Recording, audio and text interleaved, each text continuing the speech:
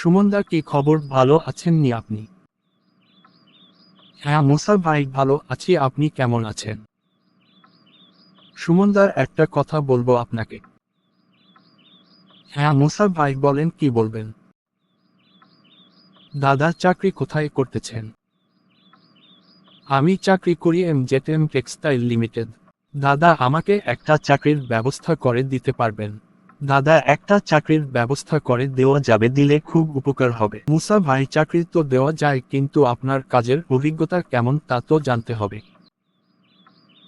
আমি তো নতুন আসছি, চাকরি আর কোথাও করি নাই, এই প্রথম শহরে আসছি।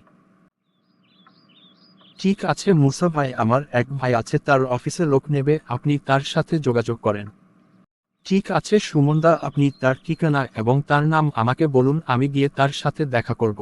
ফ্রি ঘটবে, শপিং সেন্টারের সামনে দাঁড়িয়ে থাকবে, আপনি দেখা করে নিন। ঠিক আছে মুসা ভাই। আসসালামু আলাইকুম, আপনি কি সাইফুল ভাই? ওয়ালাইকুম আসসালাম। হ্যাঁ আমি সাইফুল, আপনি কি মুসা ভাই বলতেছেন? আমি সুমনদাকে একটা কথা বলছিলাম, আপনাকে কিছু বলছে। হ্যাঁ সুমনদা আমাকে কালকে একটা কথা বলছে, চাকরি একটা ব্যবস্থা করে দিতে পারি, কিন্তু একটু সমস্যা আছে। ইয়াহু, কি যে খুশি লাগতাছে ভাইয়া, আমি আপনাকে বলে বোঝাতে পারবো না। আরে ভাই লাফাইতেছেন কেন? বলছি তো একটা সমস্যা আছে, সমস্যা কথা তো শুনবেন। আরে ভাই, জীবনের প্রথম চাকরি, তাই একটু।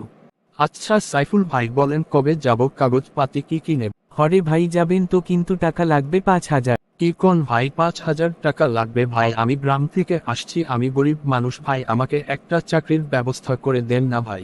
ঠিক আছে ভাই, তাহলে 3,000 টাকা দিয়েন আর সাথে কাগজপতি নিয়ে কালকে দেখা করিয়েন।